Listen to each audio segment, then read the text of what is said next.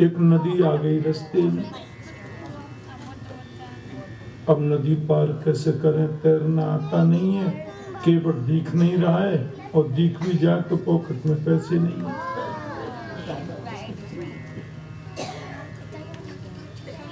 प्रेम से बोलो जय श्री कृष्ण।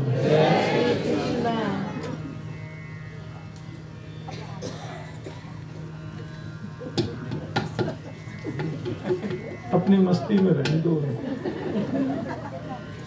पर माँ है ना तो बताती है ऐसा ना करो। इस समय तुम कन्हैया जी हो, माँ तो ध्यान रखती है।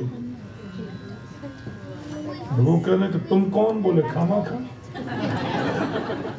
हम कौन, बोले द्वारकाधीश।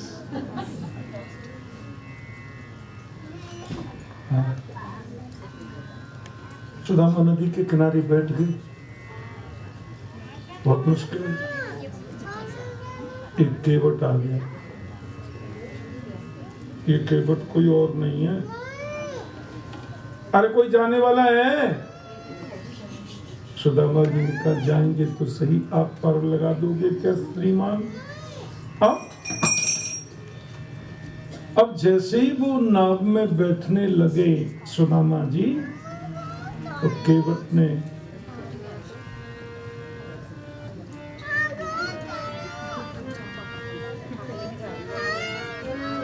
सुदामा ने कहा कुछ है भी, कैसे बैठ रहे हो? सुदामा जी बोले पैसे तो हमारे पास नहीं है, तोड़ी लगा दोगे तो तोड़ी में गा देंगे।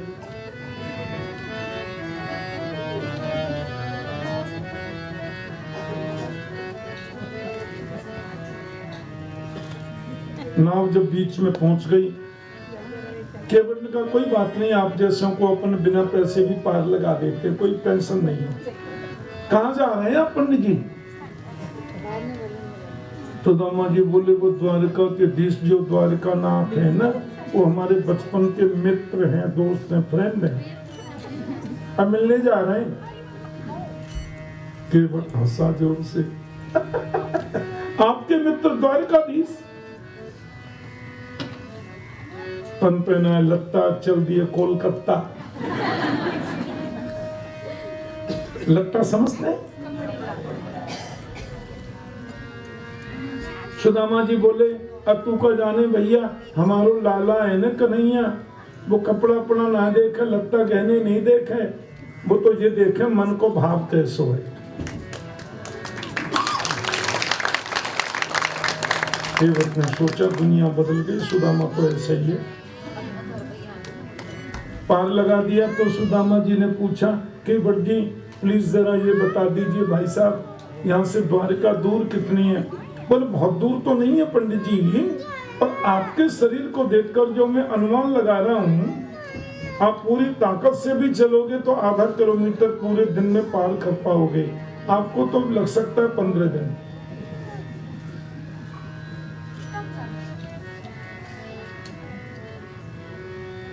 सुदामा जी बैठ के नदी के किनारे,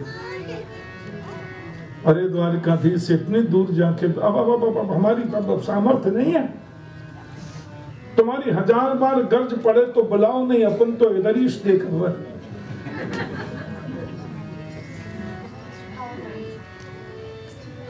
भूख लगती है, प्यास लगती है, जिंदगी अब उदास लगती है, कैसे आऊं मैं द्वारिका तेरी, आस भी अब निराश लगती है।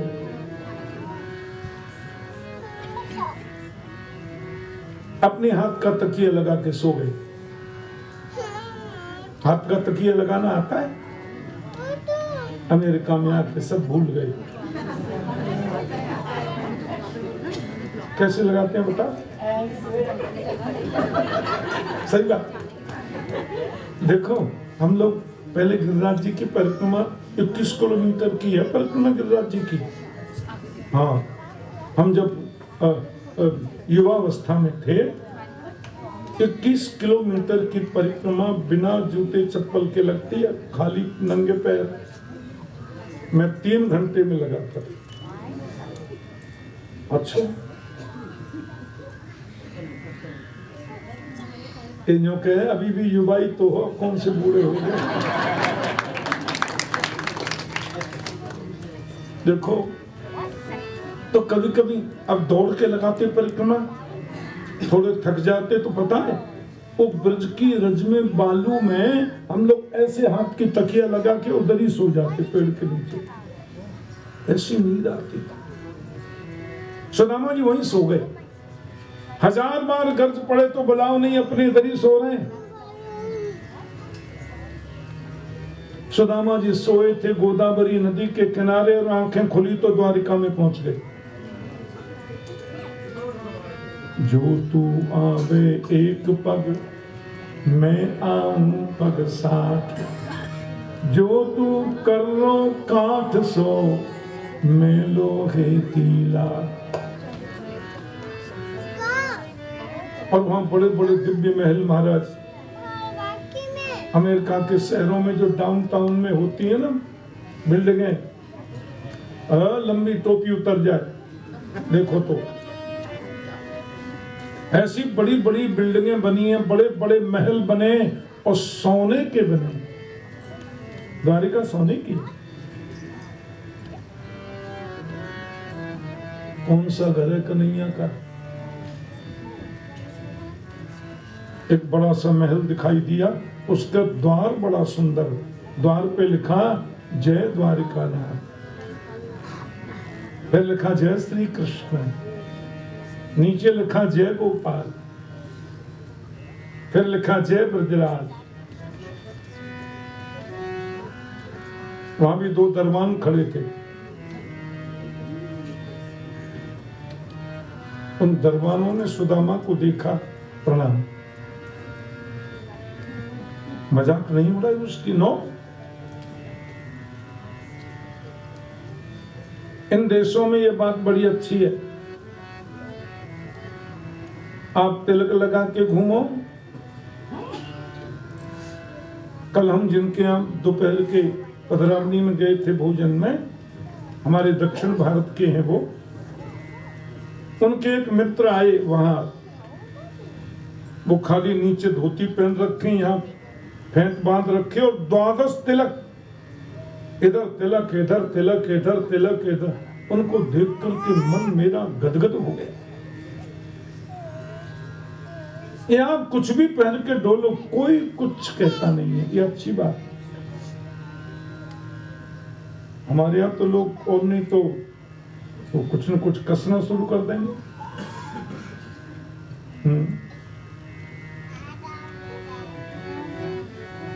ये अच्छी बात है। लेकिन भगवान के दरबानों ने सुदामा को देखकर उनकी मजाक नहीं उड़ाई।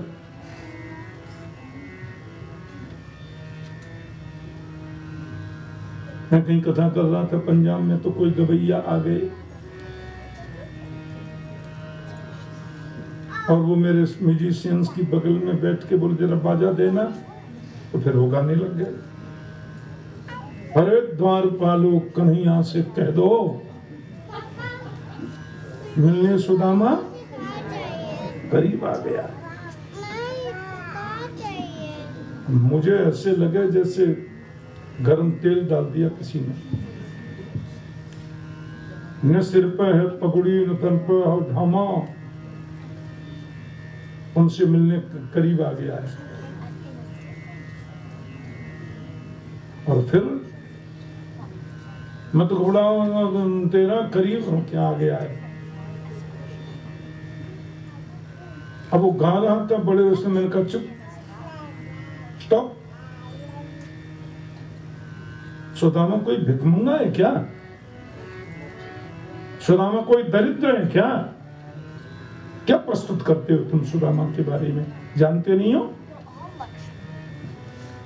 भागवत में एक जगह भी सुखदेव जी ने सुदामा को दरिद्र नहीं कहा, एक जगह भी।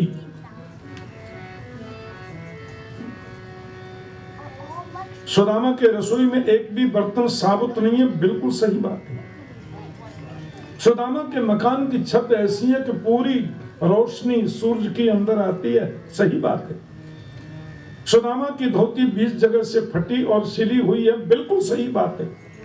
सुदामा के घर में भोजन बन जाए सुबह तो शाम के लिए 2 दाने नहीं रहते, सही बात है। सुदामा के सिर को ढकने का वस्त्र नहीं है, सुदामा ने जीवन में जूते चप्पल कभी पहने नहीं, सही बात है। पर सुदामा दरिद्र है, ये बिल्कुल गलत बात है। कृष्णस्यासीत सखा कश्चित, सुदामा का विशेषण सुनिए, सुखदेव जी बता रहे हैं। कृष्णस्यासीत सखा कश्चित ब्राह्मणो ब्रह्मवित्तम विरक्तेन्द्रियार्थेषु प्रशांतात्मा जितेन्द्रिय। सुदामा क्या है? बोले विरक्तेन्द्रियार्थेषु प्रशांतात्मा जितेन्द्रिय। सुदामा विरक्त है, सुदामा त्यागी है, सुदामा वैरागी है, सुदामा ब्रह्मज्ञानी है। दर दर भीख मांगने वाला भिखारी नहीं है। मिलने सुदामा गरीब आ गया।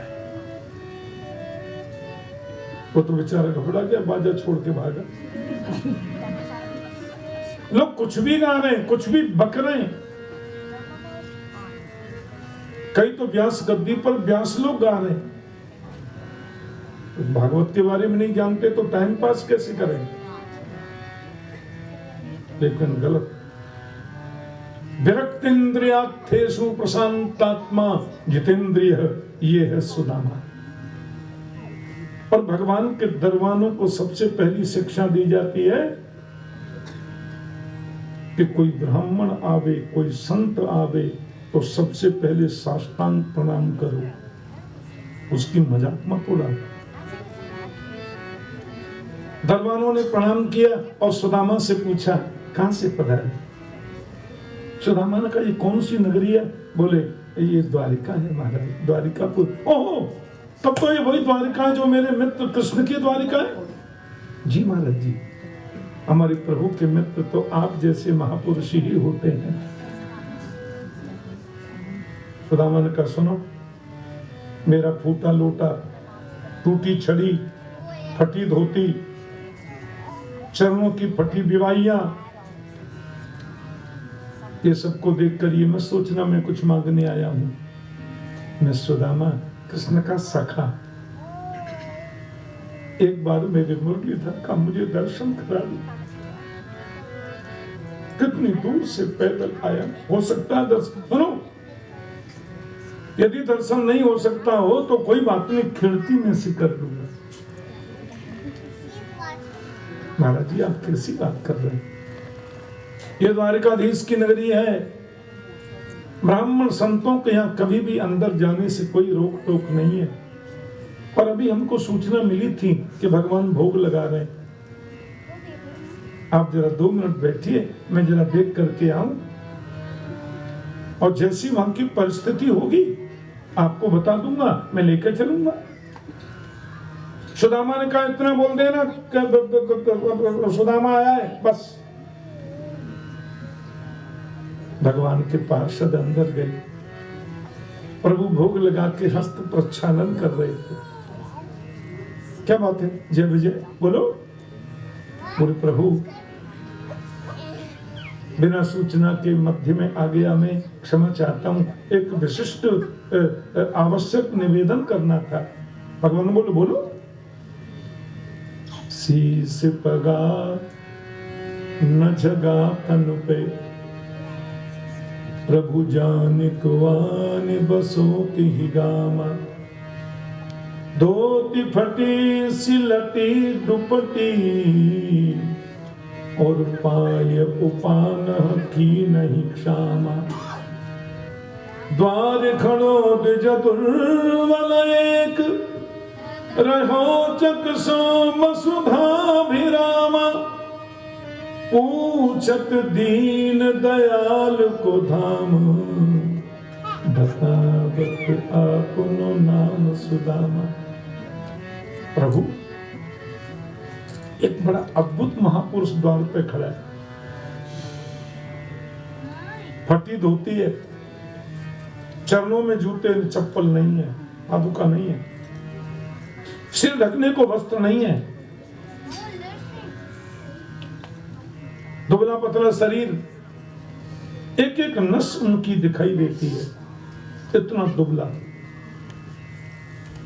फूटा सा लोटा है, लोटे पर ऊपर एक रस्सी ऐसे लपेटी हुई है, वो भी टूटी हुई रस्सी, एक छड़ी भी उनके पास है, वो भी टूटी हुई, बहुत दुबला संत है, पर उनके चेहरे पर जो तेज है, ब्रह्म तेज, उससे लगता है बहुत बड़ा कोई वेद का प्रकांड विद्वान है।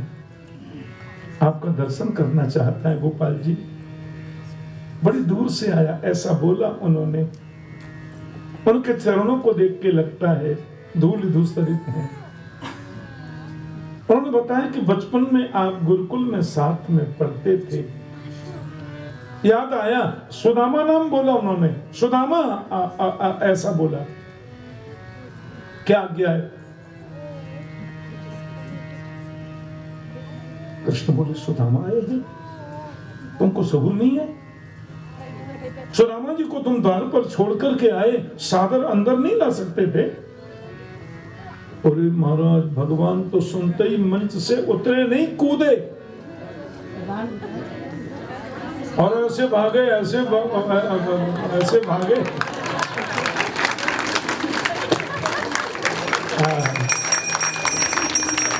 कहाँ है श्रीमान सुदामा? कहाँ है मेरा मित्र सुदामा? कहाँ है आदरणीय सुदामा? एक जोड़ी पार करी, दूसरी पार करी, तीसरी, चौथी, पांचवी, छठवीं पार करी महाराज। और सुदामा को जाकर के गले से लगाया मेरे गोविंद ने।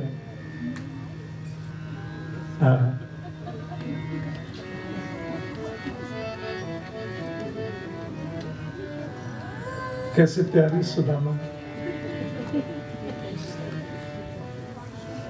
देख सुदामा की दीन दशा, करुणा करके करुणा निधि रोए, पानी परात को हाथ छुयो नहीं, नैनन के जल सो पग धोए।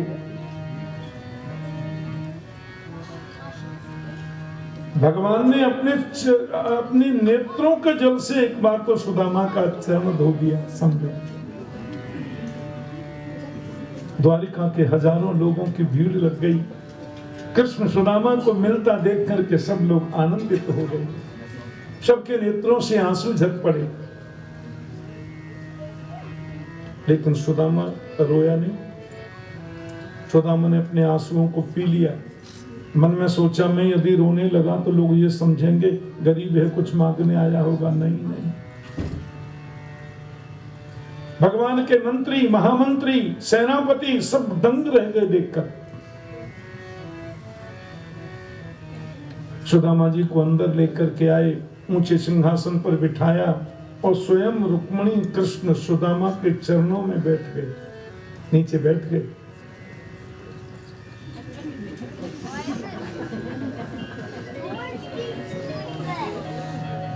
रुक्मिणी कह रही है बदुआ बार बार बैठो, बार बार उठो।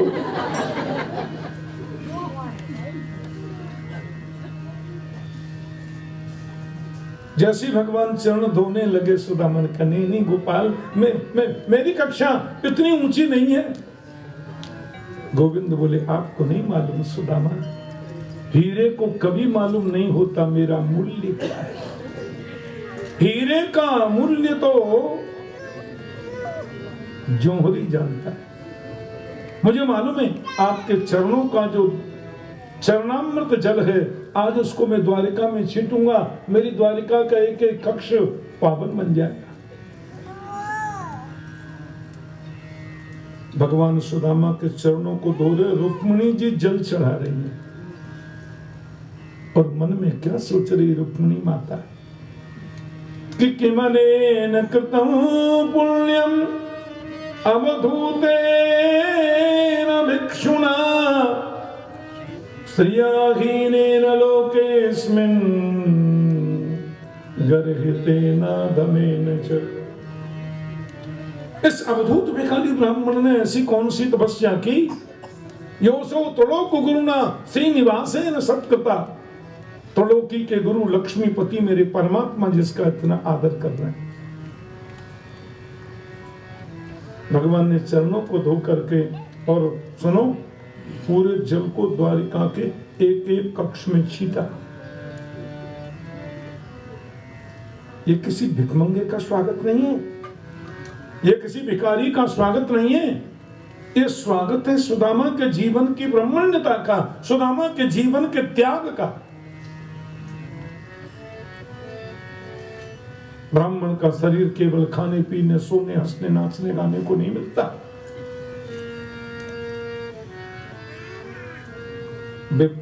भगवान का वचन है, विप्र प्रसादात् धरणी धरोहम, विप्र प्रसादात् कमलावरोहम, विप्र प्रसादात् अजिताजितोहम, विप्र प्रसादात् मम राम नाम। ये सुंदर अंदर से आवाज आई, तैयार है। भगवान ने कहा चलिए। 56 भोग सजे थे। सुदामा ने कहा मैं पकवान ज्यादा नहीं खाता, ज्यादा पकवान खाने से, ज्यादा चटपटा खाने से और ज्यादा गोलगप्पे फूलगप्पे खाने से भजन में मन नहीं लगता। गीता में लिखा है ज्यादा खट्टा, ज्यादा चटपटा, ज्यादा तीखा भोजन नहीं। नॉन वेज तो बिल्कुल नहीं, फिर भजन नहीं बनेगा। नाच रहे हैं मेरा राधा रमन गिरधारी श्याम बनवारी, और घर में जाके मुर्गा की नाक मरोड़ के चिकन खा गए। गलत है। तुम्हारी इस भक्ति से गोविंद कभी खुश नहीं होगा। हमारा सनातन धर्म कहता है तुम्हारी माला जपना, तुम्हारी पूजा करना, तुम्हारी सेवा भगवान की करना तभी सफल है जब प्रत्येक जीव में भी तुम भगवान को देखो।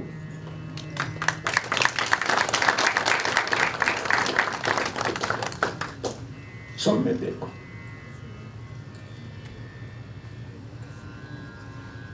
हमारे भारत के बगल में 2 भूखे नंगे देश हैं।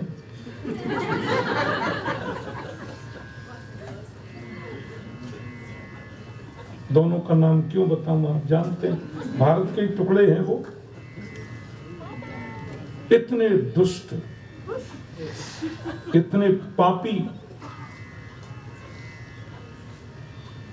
बकरीद वाले दिन में देख रहा था टीवी में, बांग्लादेश में इतने बकरों की हत्या कर दी कि रोड पर खून की नदी बह रही थी। राम राम राम राम।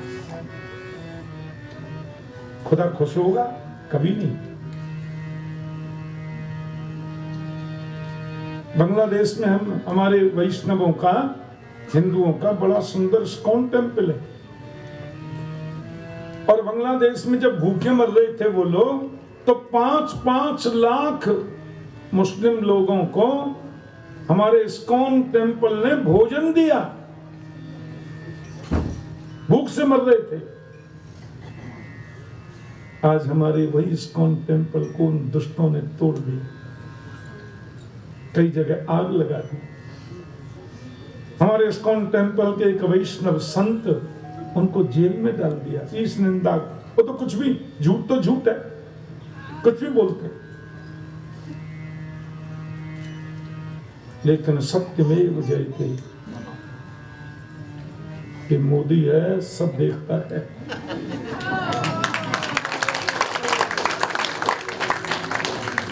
हम लोगों ने अपनी बड़ी प्रतिक्रिया व्यक्त करी, भेजी वहां, हमने कि सुधर जाओ। नहीं ब्रजवासियों का, यूपी वालों का थोड़ा भी तुम्हारी तरफ आना हो गया तो बिना मिलिट्री के ही राम नाम सत्य हो जाएगा। बोलो जय श्री कृष्ण। मैं ये कह रहा हूं तुम कितना ही भजन करो, हिंसा नहीं, जीव हत्या नहीं।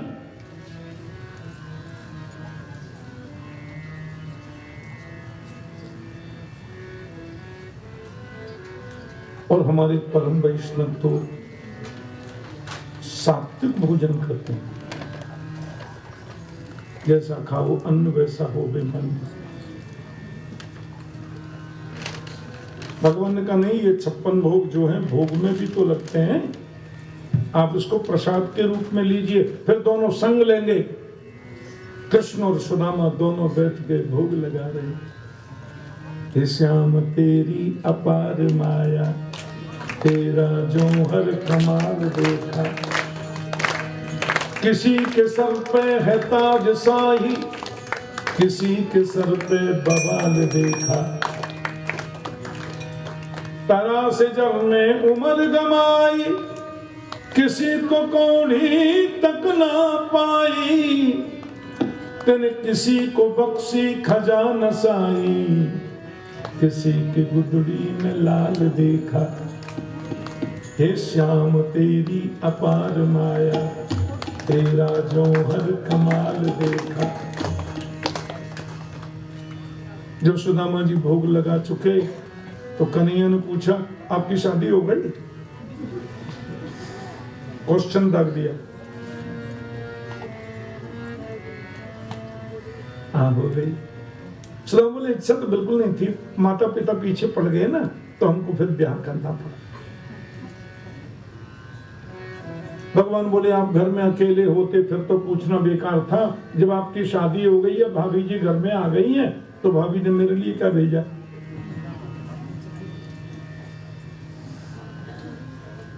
सुदामा ने कहा भगवान की जितनी पत्नियां बैठी हैं बड़े बड़े घर की बेटी हैं, इनके सामने मैं कैसे दिखाऊं पोटला।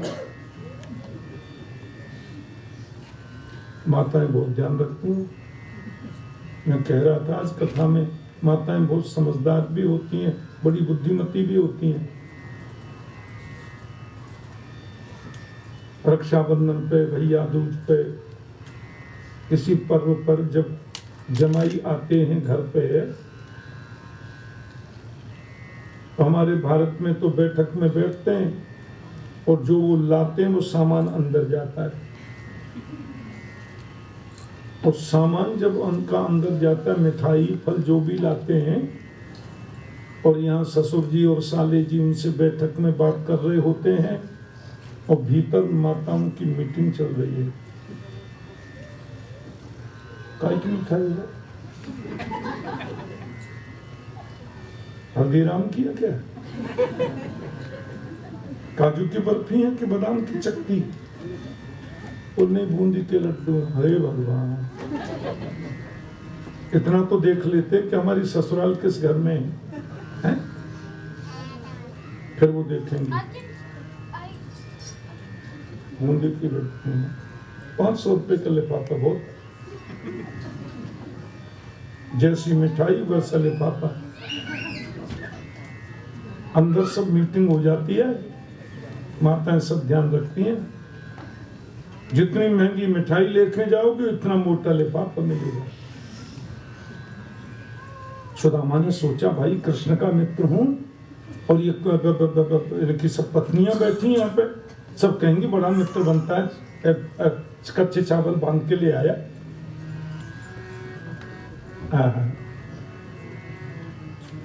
अब सुदामा झूठ तो नहीं बोल सकते कि भाभी ने कुछ नहीं भेजा। कन्हैया हम लोग बचपन में है ना कैसे खेलते थे, देखो है खेलते खेलते एक बार कहां चले गए थे, बारिश आ रही थी। कन्हैया बोले बात मत बदलो, ये बताओ भाभी ने क्या भेजा है? वो सब ठीक है। सुदामा बोले मित्र है मेरा, जिस बात के पीछे पड़ जाए भूलता नहीं है। अच्छा कन्हैया तुमको याद है बचपन में गुरुजी कहते ऊधम मचाने में तो सबसे आगे द्वारिकाधीश ये कृष्ण, और भैया पढ़ने में तो सुदामा सबसे श्रेष्ठ है। भगवान बोले सब पता है मुझे, भाभी ने क्या भेजा है। ये सोचते थे कृष्ण पत्नियां उठकर अपने कमरों में चली जाए तो पोटला दे दूंगा, ये भेजा। और पत्नियां भी बिल्कुल जम के बैठ गई, हम भी देखेंगे क्या भेजा। भगवान ने कहा भाभी ने क्या भेजा है वो महत्वपूर्ण नहीं है, कितने प्रेम से भेजा है वो महत्वपूर्ण है। कि पत्रम पुष्पम फलम तो यो मे भक्त्या प्रयच्छति तदहं भक्त्युपरितम् अस्नामि प्रयतात्मनः। प्रेम से मेरा भक्त मुझे जो भी समर्पित करता है मैं उसको बहुत मानकर स्वीकार करता हूं। आप मन में टेंशन मत करो। सुदामा जी का संकोच नहीं मिट रहा है। भगवान ने बगल में हाथ डालकर पोटली छुड़ाई।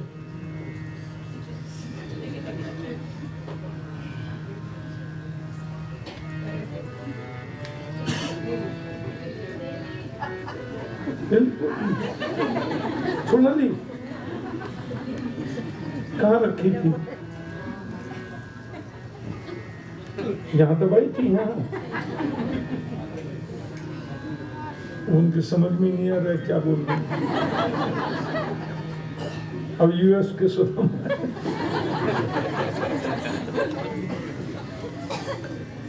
भगवान ने देखा खोल करके तो चावलों को देखते ही समझ गए एक मुट्ठी चावल भी इसका अपना नहीं है, ये विचार घर के मांगे हुए।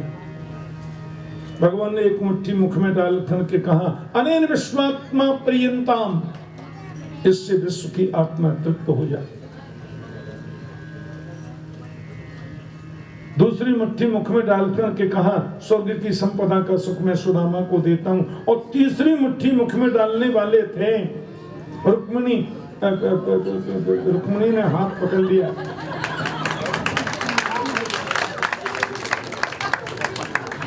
इक्कीसवीं सदी की रुक्मिणी है।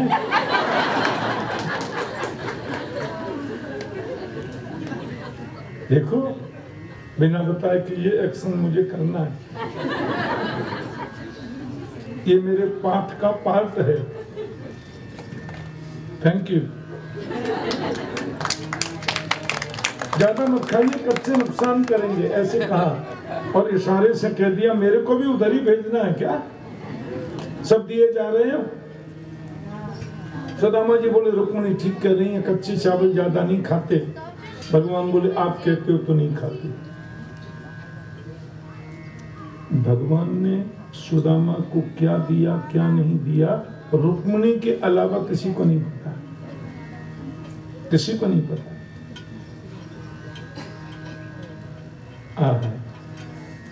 कोई नहीं जानता। सोने की द्वारिका में आने के बावजूद सुदामा ने 1 तोले सोना कृष्ण से मांगा नहीं, और कृष्ण देते भी तो सुदामा नहीं लेते, ये कन्फर्म है। अयम ही परमो लाभो उत्तम श्लोक दर्शनम। जीवन का परम लाभ है उत्तम श्लोक, प्रभु का दर्शन होना। धन लेने नहीं आए। एक रात्रि से ज्यादा सुदामा रुके नहीं और बोले कन्हैया अब मैं जाना चाहता हूं। अरे अब कल ही तो आए थे ना, रास्ता देख लिया, तेरी भाभी को भी कभी लाएंगे। भगवान बोले जाइए।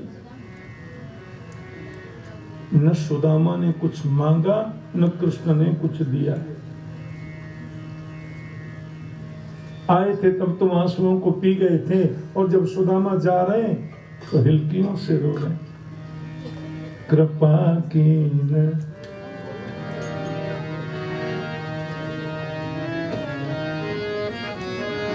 कृपा कीन होती जो आदत तुम्हारी, कृपा कीन होती जो आदत तो सुनी रह गई थी अदालत तुम्हारी, सुनी रह की अदालत तुम्हारी, कृपा की न होती जो आदत तुम्हारी, कृपा की न होती जो आदत तुम्हारी, जो दिनों के दिल में जगह तुम न पाते,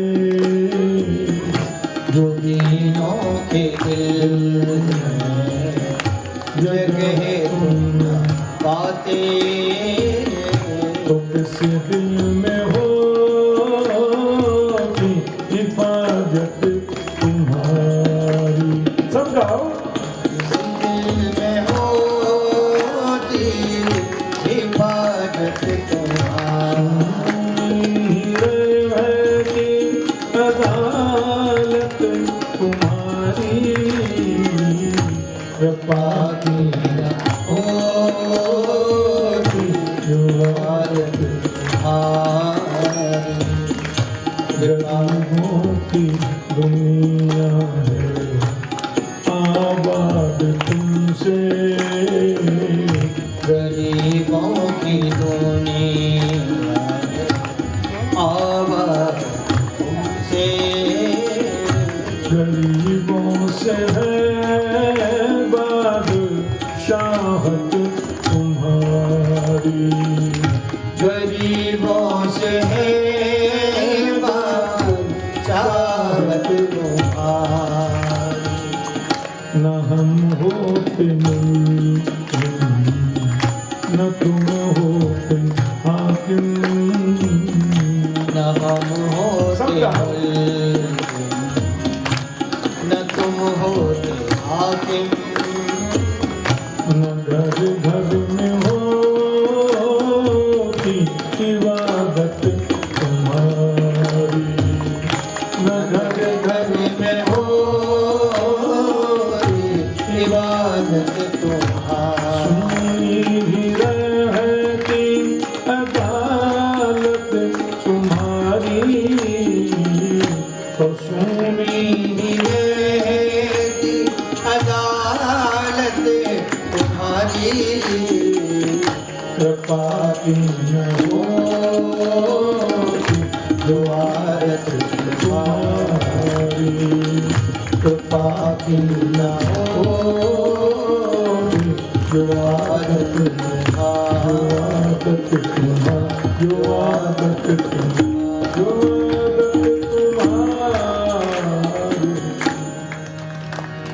और सुदामा जी आए, महाराज सुनो, इधर सब चेंज हो गया। सुदामा मंदिर देख डरे, तब महल खड़े हैं। आने जाने में 12-13 महीने लग गया, पैदल गए थे।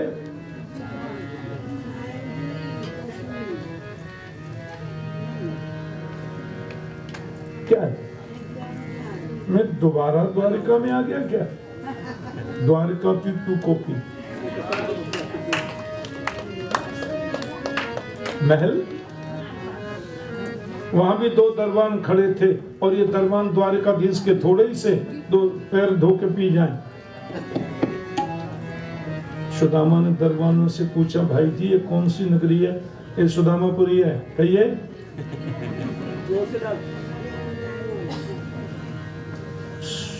सुदामापुरी?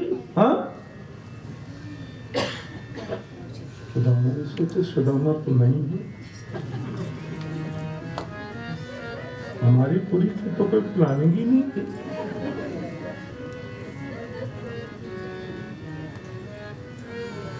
हो सकता है सुदामा नाम के कोई सेठ जी होंगे।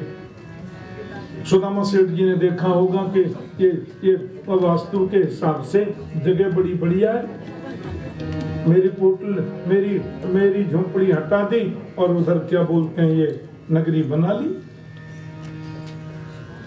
सुदामा जी ने पूछा तो भैया जरा सुदामा सेठ जी को बुलाओ, मैं उनसे पूछूं ये उधर झोपड़ी होती थी मेरी कहाँ गई।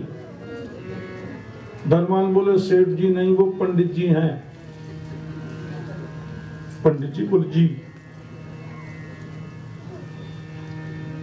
सुदामा ने कहा पंडित जी तो हम हैं, पर ये दरबानों को पता नहीं। तो सुदामा जी ने कहा एक नाम के दो पंडित होते हैं, कोई पंडित पैसे वाले भी होते हैं। फिर कहा भैया तो जरा सुदामा पंडित जी को बुलाओ, अब मैं पूछूं उनसे मेरी झोपड़ी कहाँ गई।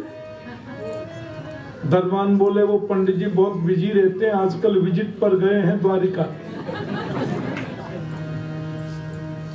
अरे द्वारका गए? बोले हाँ, और उनके द्वारिका जाने के बाद हम तो ड्यूटी पे बाद में आए हैं, हमने उनको देखा नहीं है, हम दरबान हैं उनके। सुदामा ने कहा मैं भी हो सकता हूं, तो द्वारका तो नहीं गया था, अब ये तो मुझे घुसने नहीं देंगे, फटे हाल हूं। मैं ही सुदामा हूं कि दूसरा कोई है, इसकी परीक्षा लेने का एक ही तरीका है। यदि मैं वो सुदामा हूं तो पत्नी मेरी वही होगी। ठीक है, आपके सुदामा जी द्वारका गए, उनकी धर्म पत्नी है, उनको बुलाओ, जरा उनसे पूछो मेरी झोपड़ी कहां गई। दरबान बोले खड़े रहिए, पूछ के आते हैं। अंदर बोले माता जी कोई गरीब ब्राह्मण खड़ा है, मिलना चाहता है आपसे, क्या कह दूं मां। बोली आती हूं।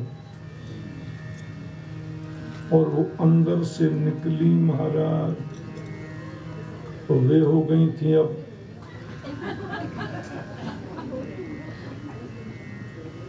क्यों। ये जब आता है ना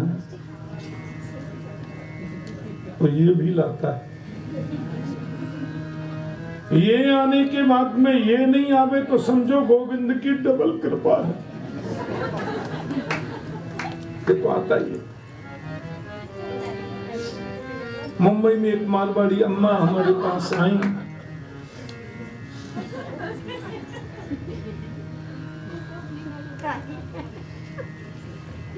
बोलो ना जय श्री कृष्ण।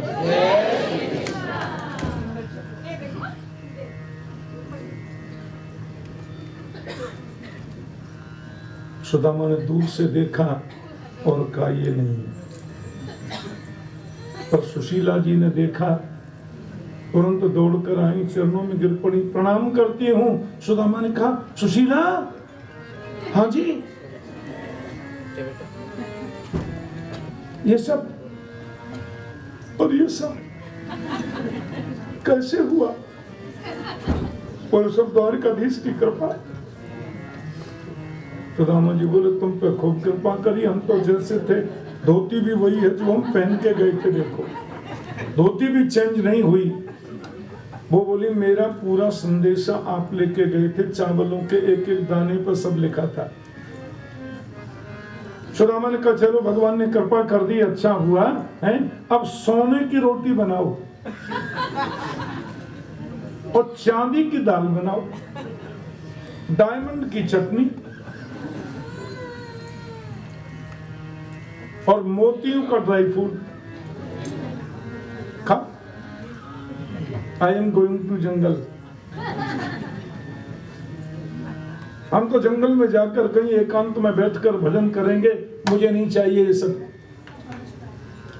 जैसे सुदामा जी चलने लगे तो अंदर से आवाज आई सुदामा जी। सुदामा ने मुड़कर के देखा तो द्वारिकाधीश बैठे।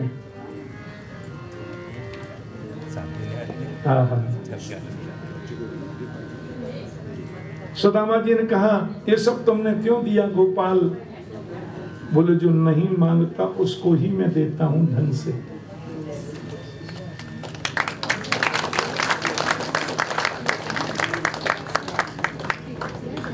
क्या करना गोपाल? विपदो नैव विपदः संपदो नैव संपदः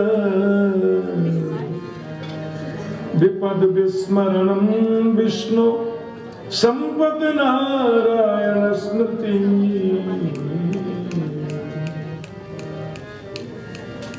विपत्ति को विपत्ति नहीं कहते, संपत्ति को संपत्ति नहीं कहते। भगवान को भूल जाना ही सबसे बड़ी विपत्ति है, और भगवान की याद बने रहना सबसे बड़ी संपत्ति है। कह हनुमंत विपत्ति प्रभु सोई, कह हनुमंत विपत्ति प्रभु सोई, जब तब सुमिरन भजन न होई, जब तब सुमिरन भजन न होई। भगवान को भूल जाना सबसे बड़ी विपत्ति है, और भगवान की याद बने रहना सबसे बड़ी संपत्ति है। भगवान का इसका सदुपयोग करना, ये धन तुम्हारे जीवन को दिक्कत नहीं होने देगा। और बाद में तो सुदामा ने भगवान के वैकुंठ की प्राप्ति कर ली। द्वारिका की लीलाओं का वर्णन हुआ। एक बहुत बड़ा यज्ञ किया यदुवंशियों ने, उसमें माता यशोदा, नंद ब्रज की गोपियां सब आए। और गर्ग संहिता में तो लिखा है कि श्री किशोरी जी भी आई, और कुरुक्षेत्र में भगवान का सबसे मिलना हुआ। यदुवंशियों को शाप लग गया। भगवान ने अपने बच्चों से कहा था संतों का अपराध मत करना, पर ये बच्चे नहीं माने। भगवान की पत्नी जो जाम्बवती है, उसका बेटा है सांब। सांब को जनानी साड़ी पहनाकर पेट पर कपड़े का पोटला बांध करके ये बच्चे गए। और पिंडारक नाम के क्षेत्र में बड़े बड़े संत बैठे थे। विश्वामित्रो, शतकर्णो, दुर्वासा, भृगुरंगिरा, कश्यपो, वामदेवो, त्रि वशिष्ठो, नारदादय। महात्मा बड़े भोले होते हैं। पूछा बच्चे कहां से आए, ये बहू कौन है? बोले महाराज ये नई बहू है, गर्भवती भी है, बताइए इसको बेटा होगा कि बेटी? महात्मा बोले दुष्टो, इस बच्चे के पेट पर कपड़े का पोटला बांध करके हमारी मजाक उड़ाने आए हो? इसके गर्भ से लोहे का ऐसा मूसल पैदा होगा जो तुम्हारे खानदान को खत्म कर देगी। बच्चों ने साड़ी खोल के देखा तो लोहे का पिंड रखा था पेट। बहुत डर गए वो युवराज। क्या करें? सबने मिलकर के लोहे के पिंड को तोड़ा, फिर पीसा, और पीस करके उसका चूरा समुद्र में फेंक दिया। महात्मा कहते ही रहते हैं, पर संतों का वचन कभी झूठा नहीं होता। संत स्वयं सुल्फा पीता है तो वचन क्या खाक देगा तुम्हें? संत यदि सच्चा संत है, उसके वचन को परमात्मा कभी झूठा नहीं होने देते। भगवान को पता चल गया यदु वंश के विनाश का कारण भी बना तो मेरा अपना बेटा बना। देवताओं ने परमात्मा से प्रार्थना करी, आप चलिए। भगवान ने कहा अभी पृथ्वी का भार थोड़ा बाकी है, रुको। कवि हरि अंतरिक्ष प्रबुद्ध पिप्पलायन, आविर्होत्रोथ दुमिलह चमशक्कर भाजन। राजा भरत जो थे ना, उनके भाई हैं नव योगेश्वर, ऋषभ देव जी के पुत्र हैं ये। ऊर्ध्वरेता ऋषि है, नैष्ठिक बाल ब्रह्मचारी। नाम है कवि हरि अंतरिक्ष प्रबुद्ध पिप्पलायन, आविर्होत्र, द्रुमिल, चमस और करभाजन। राजा निमि जनक के यहाँ पर ये आए थे। निमि जनक ने उनका सत्कार किया, संवाद हुआ, भागवत धर्म की व्याख्या। उद्धव ने आकर के भगवान से पूछा, मैंने सुना आप जाने वाले हो, मैं नहीं रहूंगा। भगवान ने फिर उद्धव को उपदेश किया, आत्म ज्ञानानंद की सुखद अनुभूति कराई। दत्तात्रेय जी के 24 शिक्षा गुरु और यदु महाराज के संवाद की बात बताई, बद्रिकाश्रम जाने की आज्ञा कर दी। सांप लग गया था ना यदुवंशियों को, और चूरा पीस करके डाल दिए थे समुद्र में। धीरे धीरे धीरे वो लोहे के पिंड का चूरा किनारे आ गया और पूरे जंगल में फैल गया। एक घास होती है, उसका नाम है एरका। एरका नाम की घास पूरे जंगल में फैल गई।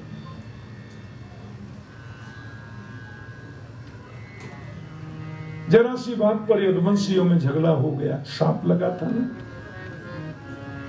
पहले तू में हुई, फिर झगड़ा हुआ, फिर हाथापाई हुई, फिर डंडे बल्लम फरसे निकले, फिर तलवारें निकल गई, फिर धनुष्मान बन गए। कृष्ण बलराम आए, अरे क्यों लड़ते हो, क्या बात है? भगवान को ही मारने दौड़े। और 99 लाख से ज्यादा यदुवंशियों में 40-50 बचे, सब खत्म। बलराम जी शेषनाग बनकर क्षीर सागर में चले गए। भगवान आगे प्रभासक क्षेत्र में, ये प्रभासक क्षेत्र सोमनाथ है ना, वहां है, द्वारिका से 200 किलोमीटर दूसरी दिशा में। भगवान पिप्पल के वृक्ष के नीचे दाहिनी जंघा पर बाएं चरण को रख करके अर्धशयनावस्था में थे। जो लोहे का पिंड पीस कर समुद्र में डाला था, उसके किसी टुकड़े को कोई मछली निगल गई, और मछली के उधर से वो टुकड़ा निकालकर बहेलिया ने बाण पर सजा दिया। भगवान के चरण को देखा दूर से बहेलिया ने, निशाना साध के बाण मार दिया।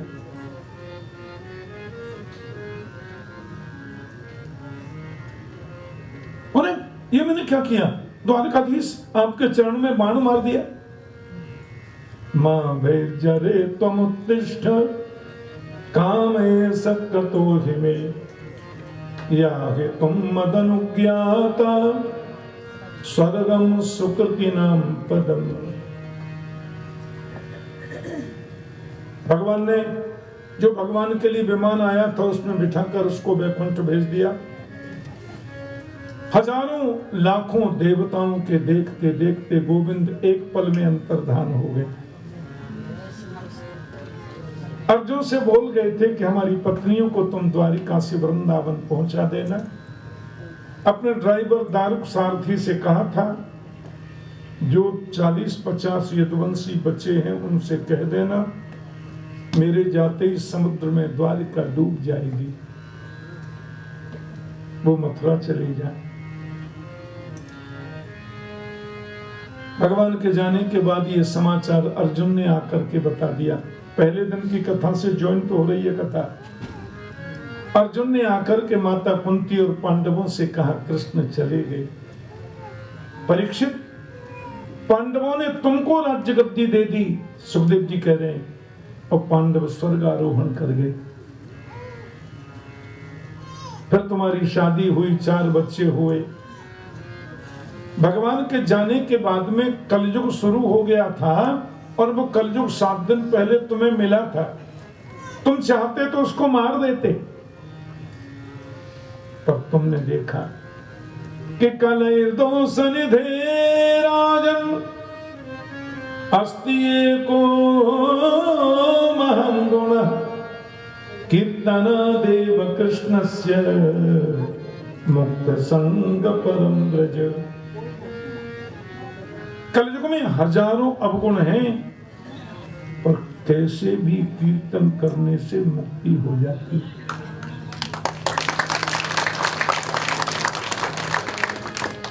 घर में पोंछा लगाते लगाते कीर्तन करोगे तो भी कल्याण होगा। घर में झाड़ू लगाते लगाते कीर्तन गाओगे तो भी मुक्ति होगी। भाय को भाय अनख आलस हो, नाम जपत मंगल दिश दश हो। भाव से बोलो, कुभाव से बोलो। 5 छोड़ थे।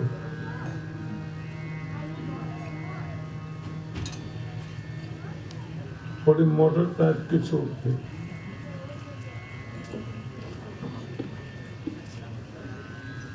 रास्ते में लोग जाते पैदल और अगल बगल की झाड़ियों में वो चोर बैठ जाते थे। कोई आदमी आता दिखाई दे तो पहला चोर कहता नारायण नारायण। रास्ते चलने वाला सोच रहा है कोई कीर्तन कर रहा है, पर वो नारायण का मतलब है दूसरे चोर से कहता नर आयन नर आयन, नर आ रहा है नर आ रहा है। तो दूसरा चोर पूछता के हे केशव, हे केशव यानी है कैसा, आ तो रहा है पर है कैसा। तो तीसरा चोर कहता दामोदर दामोदर। दाम माने रुपया, उदर माने पेट, पेट में रुपए बंधे हुए।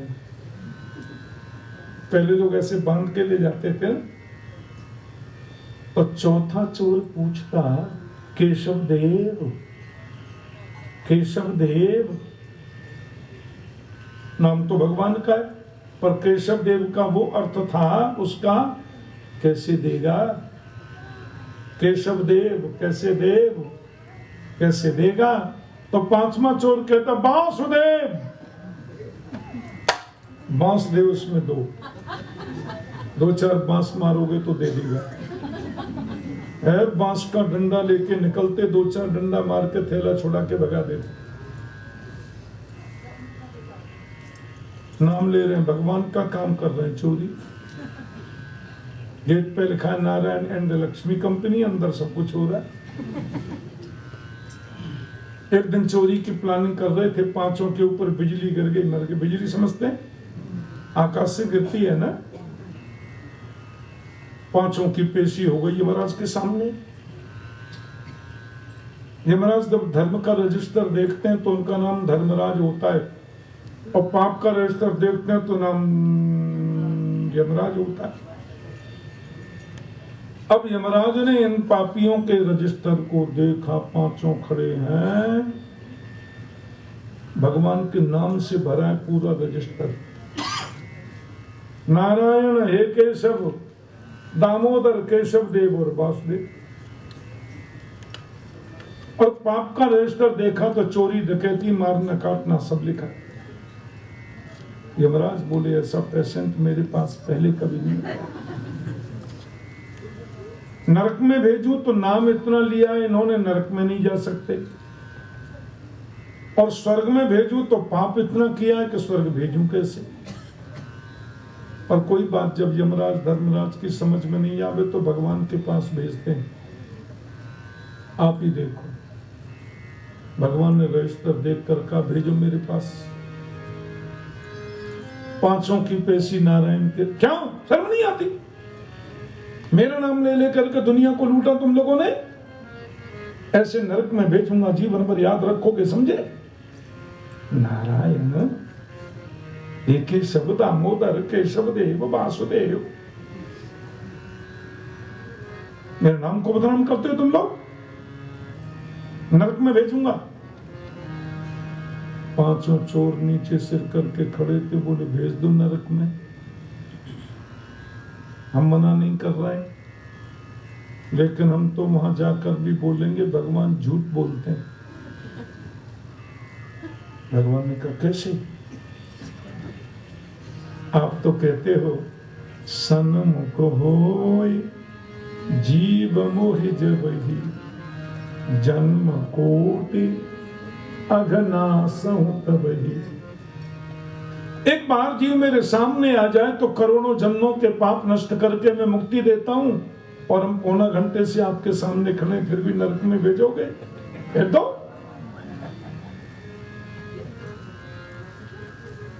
भगवान ने अगल बगल में देखा, फिर बोले सुनो तुम पांचों यहीं रह जाओ, किसी से कहना नहीं। मैं ये कहना चाहता हूं कि नाम की महिमा बहुत है, और ये कलयुग में ज्यादा है।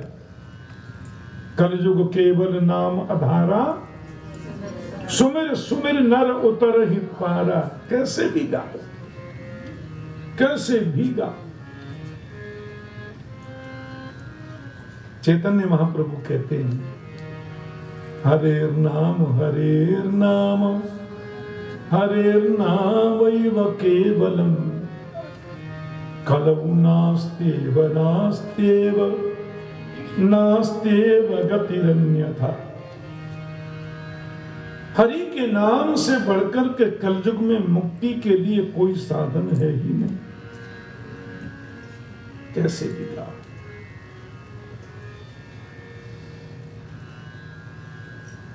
और कलयुग तुम्हारे माथे में घुस गया था परीक्षित। तुमको 7 दिन में मरने का शाप लगाते हो कि तुमने संत के गले में मरा सर्प डाल दिया था, और बड़े बड़े संत महात्मा अमलात्मा आ गए, तुमने अपने बेटे को राज्य गद्दी सौंप दी, तुम वन में आ गए, संतों के बीच में भी आ गया। और तुमने पहले दिन प्रश्न किया था परीक्षित, जल्दी मरने वाले की मुक्ति का उपाय क्या? ये प्रश्न था ना। 7 दिन में जिसको मर जाना है उसकी मुक्ति कैसे हो? हजारों प्रश्न हुए, हजारों कथाएं हुई। आज 7वां दिन है। मैं तुमसे पूछ रहा हूं परीक्षित, क्या तुम मरोगे? अब सुखदेव जी ने प्रश्न कर दिया, क्या तुम मरोगे? क्यों 7वें दिन मरने का शाप लगा था, क्या मरोगे तुम? परीक्षित बोले, मैंने कभी जन्म ही नहीं लिया था तो मरूंगा कैसे? और बस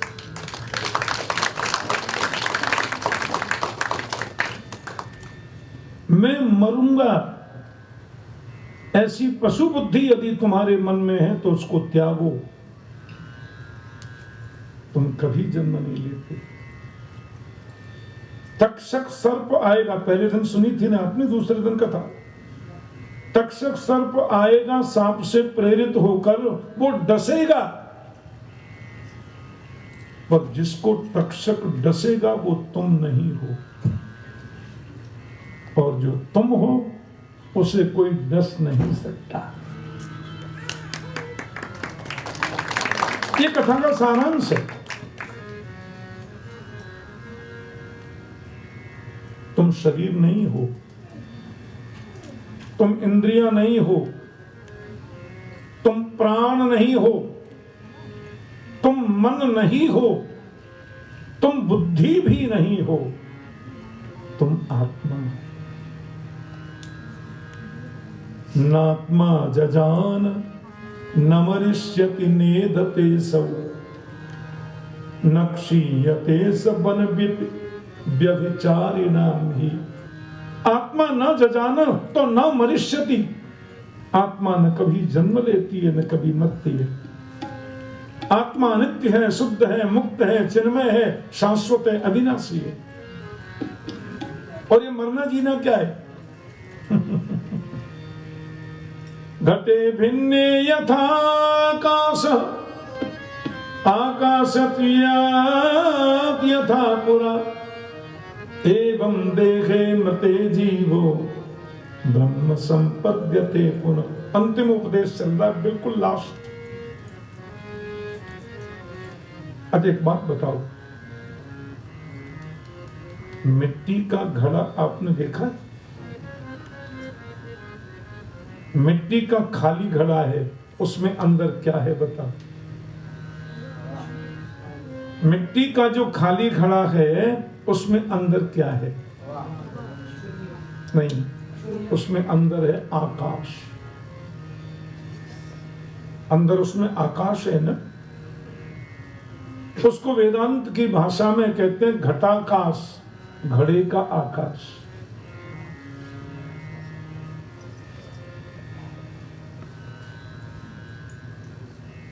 मेरा गोपाल गिरधारी जमाने से निराला है। मेरा गोपाल गिरधारी जमाने से निराला है। रंगीला है, रसीला है, न गोरा है न काला है।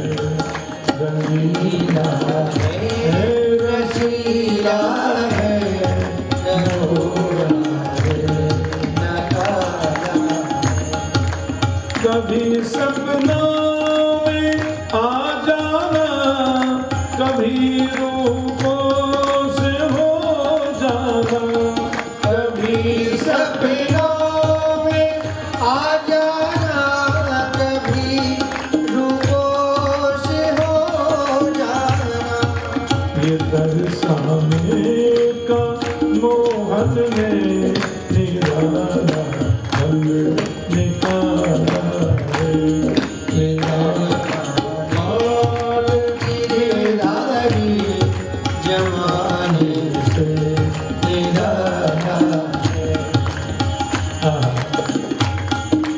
कभी वो रूठ जाता है, कभी वो मुस्कुराता है। कभी वो रूठ जाता है, मीरा उसके पीछे कभी वो मुस्कुराता है। इसी दर्शन के खातिर तो बड़े नाजों से पाला है। इसी दर्शन के खातिर तो बड़े नाजों से पाला है। मेरा गोपाल गिरधारी जमाने से निराला है। मजे से दिल में आवे तो मेरे नैनों में बस जाओ। मजे से दिल में आवे खो, मेरे नैनों में बस जाओ। हरे गोपाल मंदिर में तुम्हारा देखा वाला है। हरे गोपाल मंदिर ये तुम्हारा देखा भाला। मेरा गोपाल गिरधारी जमाने से निराला है। जमाने से निराला है।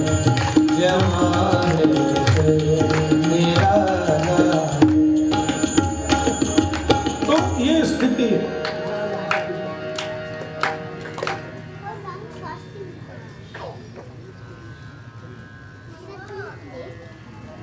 कान में कह रही थी हमको जाना है गाड़ी बुक करो। आप ये थैला ले लेना महाराज।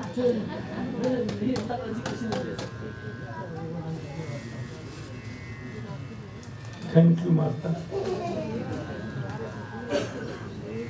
घड़े का आकाश है ना, कच्चा भरा है मिट्टी का, उसमें अंदर है घड़ा आकाश। पता नहीं मुझे क्या हो गया, मैंने जोर से डंडा मार दिया, उसमें घड़ा फूट गया। घड़ा फूट गया तो उसका आकाश कहाँ गया बताओ? मिट्टी के घड़े के अंदर जो घटाकाश है, मैंने जोर से डंडा मार दिया, घड़ा फूट गया तो उसके अंदर का आकाश कहाँ गया? बोले महाकाश में मिल गया। ऐसे ही शरीर रूपी घड़ा फूट जाने पर आत्मज्ञानी महापुरुष का आत्मा परमात्मा को प्राप्त हो जाती है। यही है मतलब।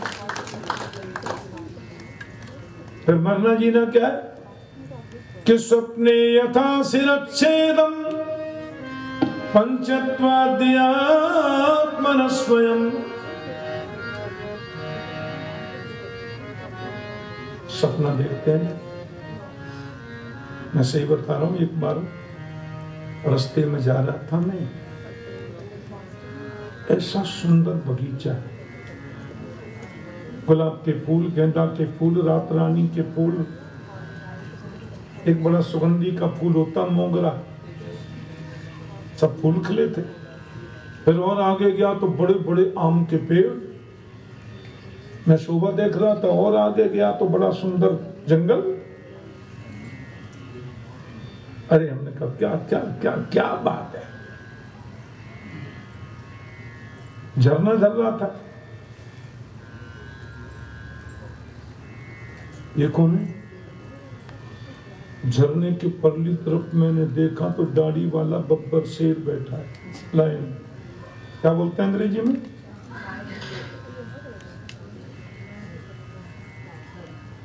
कल परसों हम जाने वाले हैं देखने, यहाँ जू है ना, जू।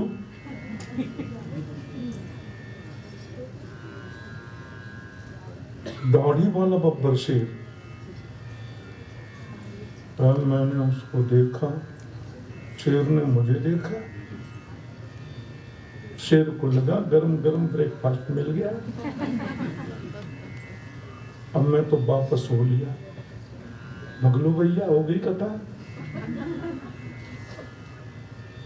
हम चले और शेर भी उठा।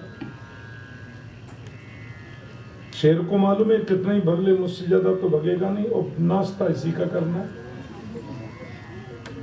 मैंने कहा बीच में झरना बहुत चौड़ा है, इसको पार कैसे करेगा? शेर डूब जाएगा। और शेर ने मारी छलांग 30 फीट की हो तो आ गया इधर। आगे मैं और पीछे शेर। मैं सही कह रहा, एकदम सत्य घटना है। मैं तेज भागने लगा, शेर भी तेज हो गया। फिर शेर ने दूसरी छलांग लगा के मुझे झपट के पकड़ लिया। मैं अपनी बात कर रहा हूं।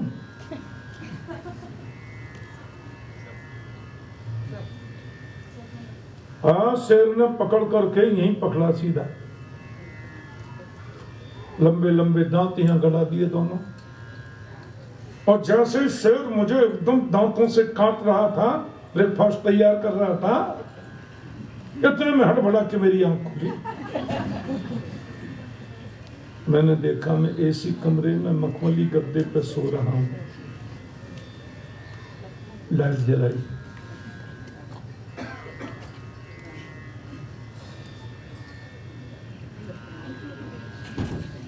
मैंने देखा, मैंने कि मैं तो ठीक हूं। फिर मेरे को थैंक गॉड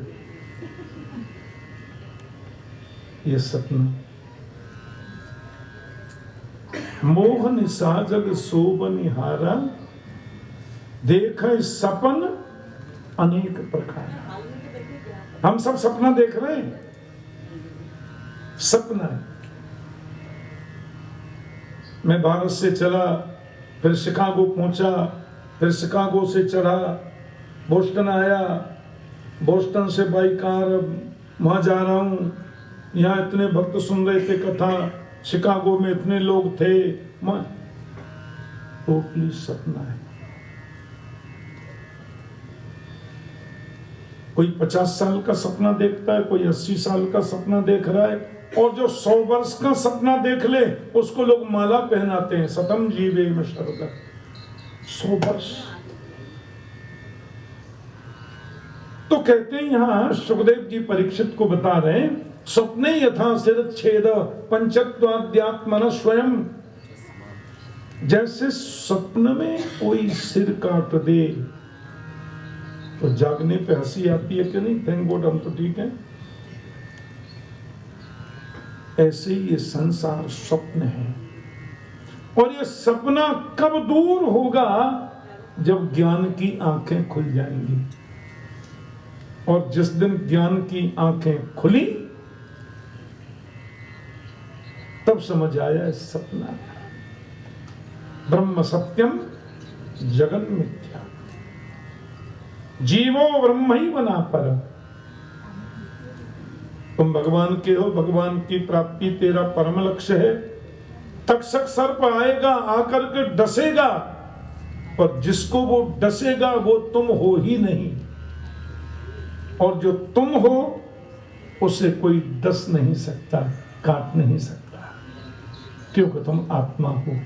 सुखदेव जी ये कहकर खड़े हो गए। परीक्षित ने प्रणाम किया, आपने बहुत बड़ी कृपा करी गुरुदेव। संतों की आंखों में आंसू। सिद्धोऽस्मनुगृहीतोऽस्मि भवता करुणात्मना, श्रावितो यच्च मे साक्षात् अनादिनिधनो हरि। महाराज अपना मूल्यवंत समय दिया आपने। 7 दिन तक सप्ताह पर्यंत मुझे कथा सुनाई।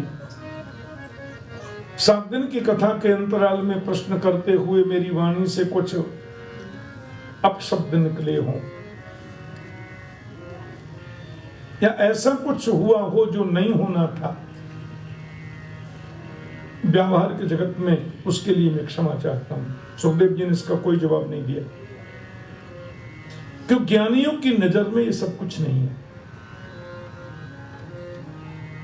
जन्म और जन्म होना, बड़ा होना, मोटा होना, दुबला होना, लंबा होना, गोरा होना, काला होना, ये सब, और मर जाना, ये शरीर के धर्म है। भूख लगना, प्यास लगना, ये प्राणों का धर्म है। इच्छा, निद्रा, तंद्रा, भय, क्लेश, ग्लानि आदि का होना, ये मन बुद्धि का धर्म है। आत्मा तो आत्मा है। आत्मा नित्य शुद्ध मुक्त चिन्मय है।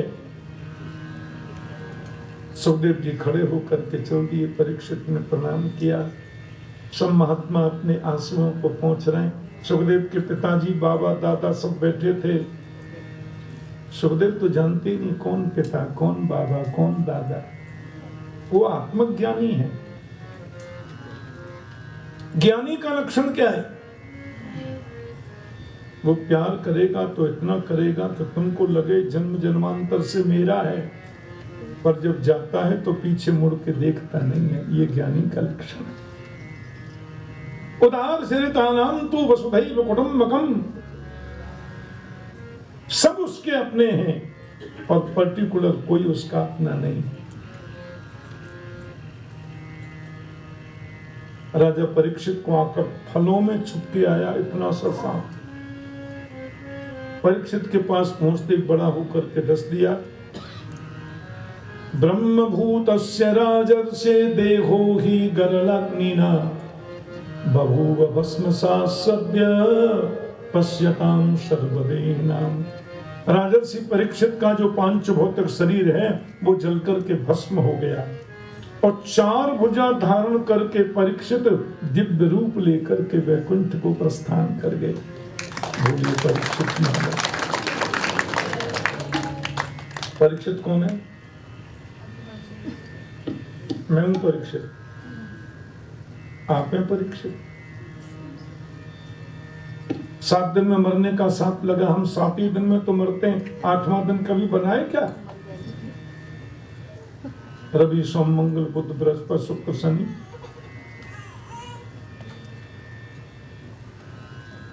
एक ही सूत्र है। श्वास श्वास पर कृष्ण भजे, वृथा श्वास जन खोए। न जाने आश्वास की आवन होय न होय। जन्मेजय ने सर्पों के विनाश के लिए यज्ञ किया। जरत्कारु के बेटा आस्तिक मुनि आए। उन्होंने आके यज्ञ को बीच में बंद कराया। परीक्षित जन्मेजय को उपदेश किया। मार्कंडेय मुनि के प्रलय के दृश्य को बताया। करारविंदे न पदारविंदम मुखारविंदे विनिवेशयन्तम वटस्य पत्रस्य पुटे शयानम बालम मुकुंदम मनसास। फिर भागवत जी का अंतिम अध्याय, भागवत के अंतिम स्कंद में 12वें स्कंद में 13 अध्याय हैं। उसमें जो 12वां अध्याय है, इस एक अध्याय में संपूर्ण भागवत है। आज उसी से हवन होगा, पूरी भागवत का हवन।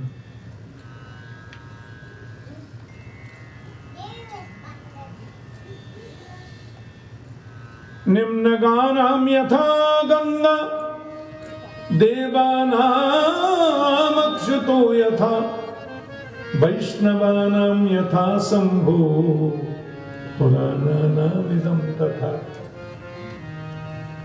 बहने वालों में गंगा सबसे श्रेष्ठ है। देवताओं में अच्युत भगवान कृष्ण सबसे श्रेष्ठ हैं।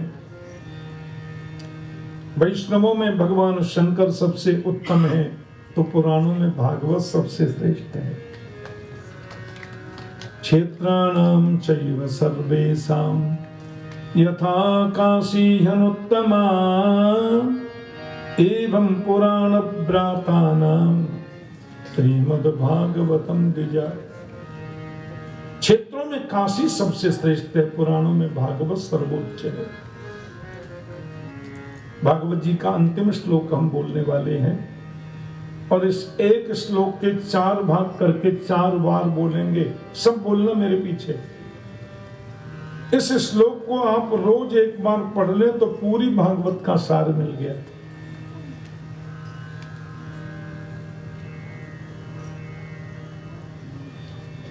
हाथ जोड़िए। नाम संकीर्तनम यस्य नाम संकीर्तनं यस्य सर्वपाप प्रणाशनम सर्वपापप्रणाशनं प्रणामो दुःख शमनः प्रणामो दुःखशमनः तं नमामि हरिं परम् तं नमामि हरिं परम्। नाम संकीर्तनम यस्य नाम संकीर्तनं यस्य सर्वपाप प्रणाशनम सर्वपापप्रणाशनं प्रणामो दुःख शमनः प्रणामो दुःखशमनः तं नमामि हरिं परम् तं नमामि हरिं परम्। नाम संकीर्तनम यस्य नाम संकीर्तनं यस्य सर्वपाप प्रणाशनम सर्वपापप्रणाशनं प्रणामो दुःख शमनः प्रणामो दुःखशमनः तं नमामि हरिं परम्। तं नमामि हरिं परम्। जिन भगवान का नाम संकीर्तन सभी प्रकार के पापों से मुक्ति दिलाता है, ऐसे भक्तों के क्लेश को हरण करने वाले प्रभु हरि को हम प्रणाम करते हैं। 2 मिनट बड़े भाव से गाइए। जय राधर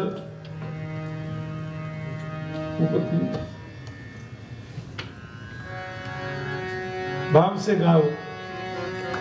जय राधा रसिक बिहारी, जय राधा रसिक बिहारी, जय राधा रसिक बिहारी, जय राधा रसिक बिहारी, ओ जय राधा रसिक बिहारी, जय राधा रसिक बिहारी, जय राधा रसिक बिहारी, जय राधा रसिक बिहारी।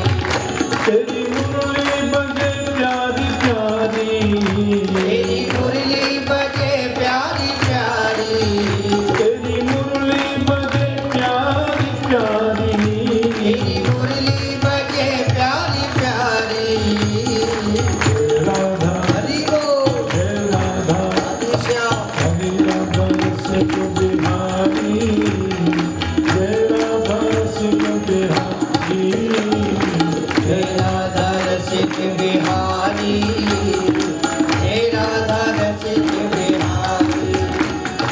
राधा के संग में बिहारी बिराजे, राधा के संग में बिहारी बिराजे, राधा के संग में बिहारी बिराजे, राधा के संग में बिहारी बिराजे, मोहन के संग में श्री राधा विराजे, मोहन के संग में श्री राधा बिराजे, राधा के बस में मुरारी, जय राधा रसिक बिहारी, राधा के रस में बिहारी, जय राधा रसिक बिहारी, ओ जय राधा रसिक बिहारी, जय राधा रसिक बिहारी, जय राधा रसिक बिहारी, जय राधा रसिक बिहारी। इन पे नीलांबर है उन पे पीतांबर, इन पे नीलांबर है उन पे पीतांबर, राधा के बस में रहे श्याम सुंदर, राधा के बस में रहे श्याम सुंदर। मेरे मोहन पे मेरे कान्हा पे, मेरे कान्हा पे कमली है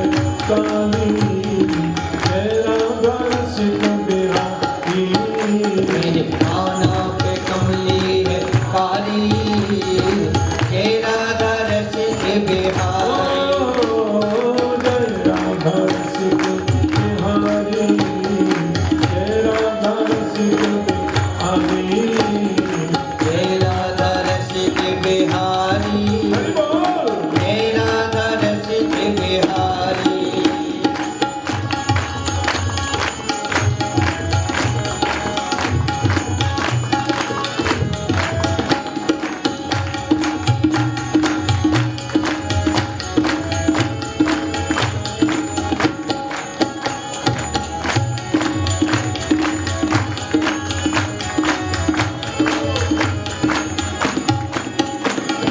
सुमिरन करोगे तो सुध ले मुरारी, करोगे तो सुध ले मुरारी।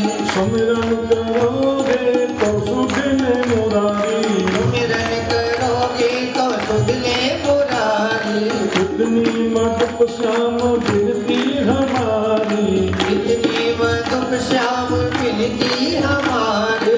कमली पे हरी कमली पे बारी बारी, मेरा दास बिहारी, आई पे बारी तेरा दरस बिहारी। जय राधा रस बिहारी, जय राधा रस बिहारी, तेरा दरस बिहारी। तेरा दरस बिहारी। रस बिहारी, तेरा दरस बिहारी। तेरा दरस बिहारी। बाल कृष्ण लाल की जय भागवत महापुराण की जय। राम शिव भगवान की जय। द्वारिकाधीश की जय। जय जय श्री श्री राधे। बहुत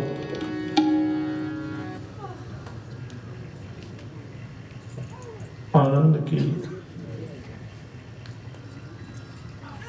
अनुभूति हुई। आप सब लोगों ने बड़ी श्रद्धा से, बड़ी प्रीति से श्रावण मास के इस पवित्र उपलक्ष्य में आज श्रावण मास की पूर्णता पर भागवत की कथा का बहुत मनोयोग से श्रवण किया।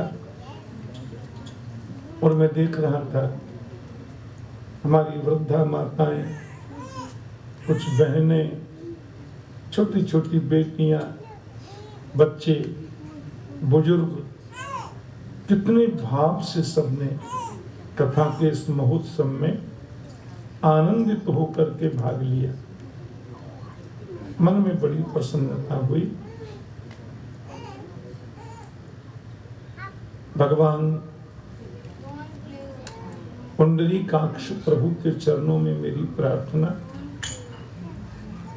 आप सब सुखी रहें, आप सब प्रसन्न रहें और आप सबके ऊपर मेरे राधा कृष्ण प्रभु राधा माधव की खूब कृपा बरसती रहे, करुणा बरसती रहे। आपके घर में लक्ष्मी माता विभिन्न रूपों में संवर्धित होती रहे, गणेश जी की कृपा बनी रहे। लक्ष्मी गणेश एक विघ्न विनाशक, एक ऐश्वर्य की अधिष्ठात्री, इनकी खूब कृपा बरसती रहे और आप स्वस्थ, भगवान करे आपको खांसी जुकाम भी कभी नहीं हो, आप पूर्ण स्वस्थ रहें। बहुत अच्छा लगा। और मंदिर के जितने भी सत्संग के अनुगामी और जितने यहाँ के व्यवस्था प्रमुख हैं, चाहे वे हमारे पंकज जी हों, उनकी भार्या हों, हमारे परमल बत्रा जी हों, या हमारे जय कुमार यादव जी हों, उनकी भार्या, यहाँ तो सभी प्रमुख हैं, सभी व्यवस्था प्रमुख हैं। सबका नाम लेंगे तो कल सुबह हो जाएगा, इसलिए सबके प्रति आबाल वृद्ध वनिता सबके प्रति हमारा बहुत बहुत शुभकामना। शुक्ला जी माइक संभाल रहे थे, मेरे इशारे भी समझ लेते थे, उनको भी खूब आशीर्वाद है। हमारे ऋषि जी संगत कर रहे थे मेरे संग, तबले पर आज भी बहुत अच्छे, क्या नाम है? हो यश का खूब यशवर्धन हो। हमारे मंदिर के जो प्रीस्ट हैं, क्या नाम है आपका? मिहिर जी शास्त्री जी, उनके प्रति भी बहुत शुभकामना। आप सबको हम प्रणाम करते हैं। आपके हृदय में विराजमान हमारे परम आराध्य राधा माधव आप सबके दिल में बैठे हैं, उनको मेरा बहुत बहुत प्रणाम। फिर कभी गोविंद कृपा करेंगे, राधा माधव की आज्ञा होगी, क्योंकि तो राधा माधव का पवित्र दिव्य दरबार है, तो फिर मैं आने की चेष्टा करूंगा। आप सब भक्तों का फिर दर्शन करूंगा, अपने आप को कृतार्थ मानूंगा। इस आंगल देश में आप कैसे अपने धर्म का प्रतिपालन कर रहे हैं। संत महात्मा कोई अभ्यागत आ जाए, सबकी आज सेवा करते हैं। ये भाव आपका उत्तरोत्तर बढ़े, हमारे राष्ट्र का गौरव आप बने, इस राष्ट्र में भी हमारे भारतवासी और आप सब लोगों का खूब सम्मान बढ़े, आप दिव्यता को, ऊंचाई को प्राप्त करें। प्रभु से प्रार्थना, सब बोलिए धर्म की अधर्म का प्राणियों में विश्व का सत्य सनातन धर्म की, गौ माता की, द्वारिकाधीश की। देखिए अभी भागवत जी की पूर्णाहुति हो रही है, पूर्ण हो रहा है, तो पहले हमारे पंकज जी कुछ कहेंगे, 2 शब्द आप वो श्रवण करें, धन्यवाद ज्ञापन करेंगे। उसके बाद भागवत जी का पूजन होगा। पहले हमारे मंदिर की व्यवस्था प्रमुखों की ओर से सुखदेव और भागवत जी का पूजन होगा। फिर आप लोग भी सब भागवत जी को यहाँ आके प्रणाम करेंगे, अपनी श्रद्धा बात पुष्पांजलि भागवत को समर्पित करेंगे। बहुत बहुत धन्यवाद। आप सबके प्रति शुभकामना शीश। जय श्री कृष्ण। गणेश भगवान की, शिव शंभु भोलेनाथ की जयकारा, माँ शेरा वालीदा,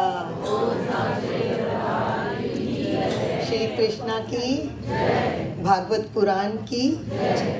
पहले तो हम दिल से ठाकुर जी का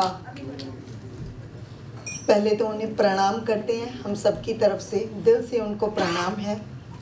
हम बड़े ही भाग्यशाली हैं जो हमें ये समा सावन के महीने में वृंदावन से आए हैं। कहीं ना कहीं इनके अंदर जरूर इनके पूर्वज कृष्ण जी के सखा रहे होंगे, तो ये हमारे बड़े भाग्य की बात है कि आज कृष्ण जी के सखा के रूप में हमारे अंदर विराजमान हैं ठाकुर जी। ये बहुत भाग्यशाली हैं हम लोग। ठाकुर जी, हमारे पास शब्द नहीं है कि हम लोगों ने 8 दिन आपके मुखवृंद से जो भगवत रसपान किया है वो हम लोग शब्दों में नहीं बता सकते, लेकिन भगवान से ये प्रार्थना करते हैं और आपसे विनम्र निवेदन करते हैं कि आशीर्वाद दीजिए, जो हमने आपसे सुना है जीवन में उसको 1-2% भी अगर उतार सकें तो ये हमारे बड़े भाग्य की निशानी होगी। और हम सब मिलके कोशिश करेंगे कि ऐसे ही हम लोग कथाएं सुनते रहें और भगवान की कृपा होती रहे। ये चौथी बार भागवत का हिस्सा बनना, ये कोई बड़े ही पुण्य का हमारे जागे होंगे। पहले तो मैं अभी पंकज भैया का, सुनीता जी का, परिमल, विपुला, संजय भैया, श्वेता, शुक्ला भैया, चौहान भैया और उनके जो वाइफ्स हैं सारी, और कौन, प्रमोद भैया, कौन कौन किस किस का वही नाम लूँ मैं, रेनू, सारे सब लोगों ने रात के 1-1 बजे तक यहाँ रहकर सेवा की है। हर रोज़ जो इसको सजाया जाता था, जो प्रबंध किया जाता था, बहुत समय लगता है, लेकिन आपके आना भी उतना ही ज़रूरी है। आपने जो भी सेवा की है तन मन धन से, भगवान उसको हमेशा बढ़ाते रहें और इसी तरह हम भगवान के साथ जुड़े रहें। हमारे पे, हमारे परिवारों पे, बच्चों पे जो हम ये बीज बो रहे हैं ना, आने वाले समय में ये बहुत फलेगा। और इसलिए इस पूरे कृष्ण परिवार को, जो ये पूरा परिवार है सेवा में दिन रात लगा हुआ है, भगवान से प्रार्थना करते हैं कि ये हमें इसी तरह से संतों को बुलाते रहें और हम इसी तरह दर्शन करें और कथाएं सुनें। और आने वाले में अभी शनिवार को जन्माष्टमी है। आप अगर कोई भी सेवा करना चाहते हैं तो प्लीज़ वॉलंटियर से मिलके उनसे पूछ कर जाना।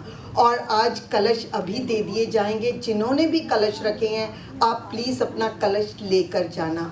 और जिस दिन जन्माष्टमी है, अगर आपके किसी के भी बच्चे कोई भी रूप में किसी तरह की झांकी या कुछ बनना चाहते हैं, वॉलंटियर से नाम लिखा देना।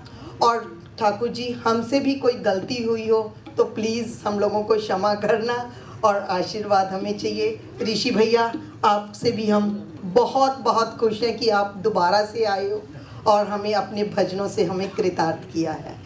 ऐसे ही आगे आते रहना। बोल कृष्ण भगवान की। पंकज भैया अभी थोड़ा मंदिर के बारे में बताएंगे, तो हमें ये पूरा साथ निभाना है। जय श्री कृष्णा, जय श्री राधा कृष्णा। ज़्यादा टाइम नहीं लेंगे, ऑलरेडी बहुत समय हो चुका है, आप लोग सभी इंतज़ार कर रहे हैं। बस यही कहना चाहेंगे, वर्षों का इंतज़ार, महीनों की प्लानिंग और सप्ताहों का यहाँ पे हम लोग जो प्रिपरेशन करते हैं, और 8 दिन आपका साथ, आज अंतिम दिवस है।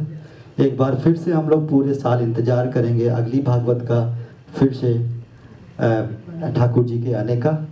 और बहुत से नए लोग आए हैं इस बार मंदिर में, वो पूछ रहे थे कि मंदिर का स्टार्ट कैसे हुआ।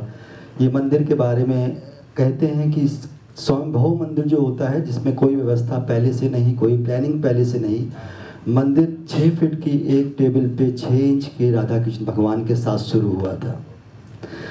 धीरे धीरे समय व्यतीत हुआ, वो 6 इंच की मूर्ति किसी और के घर से 18 इंच की मूर्ति के रूप में राधा कृष्ण जी यहाँ पे आए। मंदिर का रूप थोड़ा विस्तार हुआ, उसके बाद लोग जुड़ते गए। जो आप ये स्वरूप आज मंदिर का देख रहे हैं, सारी मूर्तियाँ लोगों के द्वारा यहाँ पे लगाई गई हैं। और ये 42 इंच की मूर्ति मंदिर में जैसे भगवान या हम लोग बड़े होते हैं उसके हिसाब से बढ़ती गई हैं। ये आप लोग का प्यार है। इस मंदिर की जो नींव है वो आपसी प्यार, कम्युनिटी के बेस पे रखी गई है। कोई यहाँ व्यवस्थापक नहीं है, सब यहाँ सेवक हैं, सब यहाँ सेवा में लगे हुए हैं। दूर बैठे हुए व्यक्ति को भी उतनी ही यहाँ पे स्वतंत्रता है कि वो पूरी शालीनता और पवित्रता के साथ आके मंदिर में आके पूजा कर सकता है, जितना यहाँ के पुजारी जी कर सकते हैं। और मंदिर से कुछ कार्यक्रम चलते हैं। वन ऑफ द बिगेस्ट कार्यक्रम मंदिर के यूथ को हम लोगों ने बिजी किया हुआ है इंडिपेंडेंटली। वो मंदिर से ब्राउन बैग प्रोजेक्ट करते हैं। उन्होंने इस साल $50,000 का डोनेशन किया है in terms of lunch bags and hygiene. उसके साथ वो यहाँ के यूथ एडल्ट्स को कैसे बिहेव करना है, क्या शिक्षा देनी है, वो देते हैं। उसके अलावा मंदिर में महाविष्णु जी गुरुकुल का कार्यक्रम चलाते हैं। उनका ये गुरुकुल का कार्यक्रम यूरोप के देशों के साथ साथ इंडिया और यहाँ पर भी ऑनलाइन भी चलता है, यहाँ पर भी चलता है। तो आप लोग किसी भी प्रकार से मंदिर के साथ जुड़ना चाहते हैं, मंदिर जो 6 लोग के साथ शुरू हुआ था, आज वो 700 प्लस मेंबर्स के साथ कृष्णा परिवार बन चुका है। ये अपने आप में ही एक अनोखी और विशेष बात है। मंदिर में कोई व्यवस्थापक नहीं है, कोई ट्रस्ट नहीं है। मंदिर के ट्रस्टीज, मंदिर के संस्थापक सब यही लोग हैं और हम लोग सब सेवक हैं जो इनको रिप्रेजेंट करते हैं। ठाकुर जी के आगमन से आज की भागवत कथा को 8 दिन कैसे बीत गए बिल्कुल पता नहीं चला। कल आपके मैसेज फिर से आएंगे कि कौन सा कलर कोड है और कितने बजे आना है। हम लोग फिर से इंतजार करेंगे भागवत का होने का। और अभी बाहर यज्ञ की व्यवस्था है, फूड की व्यवस्था है। आप लोग के संग कुछ लोग ओल्ड हैं, कुछ बच्चे हैं, तो प्लीज़ आप लोग अपने हिसाब से भोजन लीजिए। यज्ञ की व्यवस्था है, आरती करेंगे, उसके बाद हम लोग बाहर चलेंगे। जय श्री राधा कृष्ण। Thank you.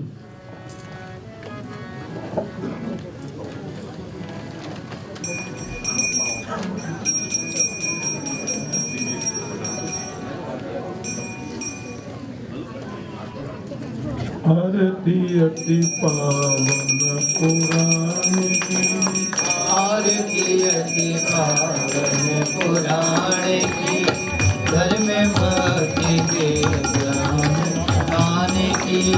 महापुराण भागवत निर्मल, महापुराण भागवत निर्मल, सुख मुख विगलित निगम कल्प फल, परमानंद सुधारस में कल, लीला रति रस रस निधान की।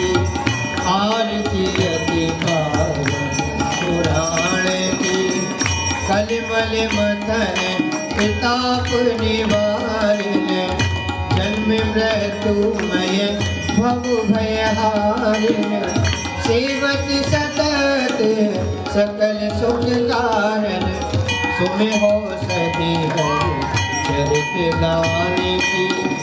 आरती अति पावन पुराण की, विषय विलास विमोह विनाशिनी, विमल विराग विवेक विकासिनी, भगवता तो रहस्य प्रकाशिनी, परम ज्योति भर आत्म ज्ञान की।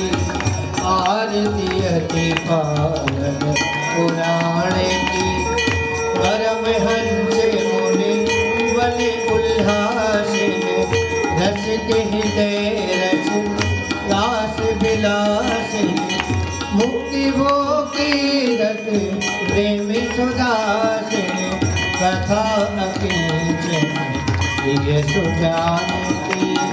आरती अति पावन पुराण की, सर्व भक्ति विज्ञान गान की। आरती अति पावन पुराण की, आरती अति पावन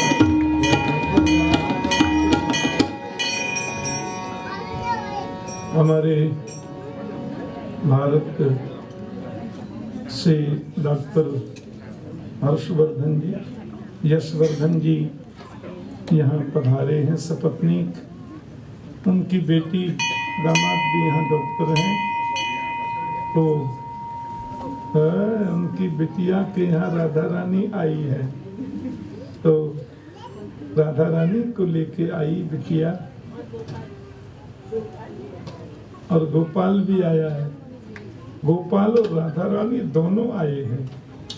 इसलिए डॉक्टर यशवर्धन जी का बहुत बहुत अभिनंदन, और वो अपने संस्थान से जुड़े हैं।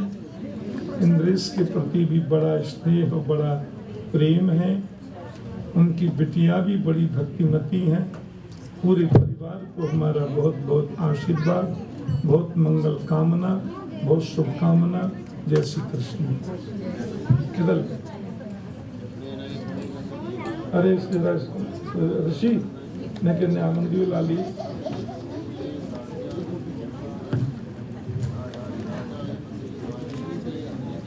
लाओ गोपाल को लाओ। गोपाल को गोपाल जी की माला करना है।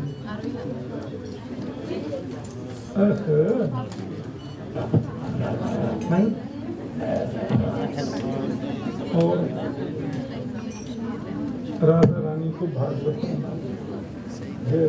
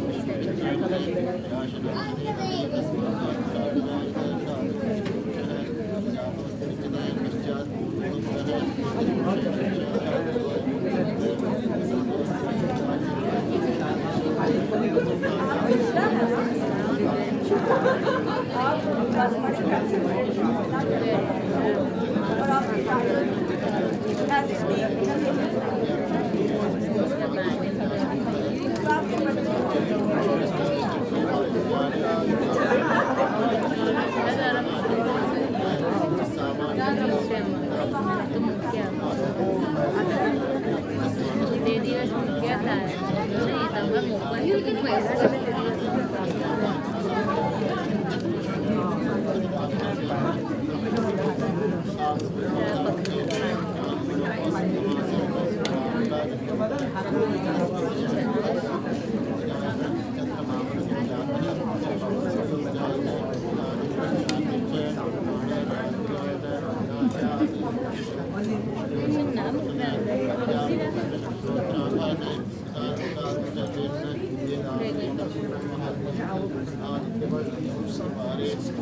माझे बाळ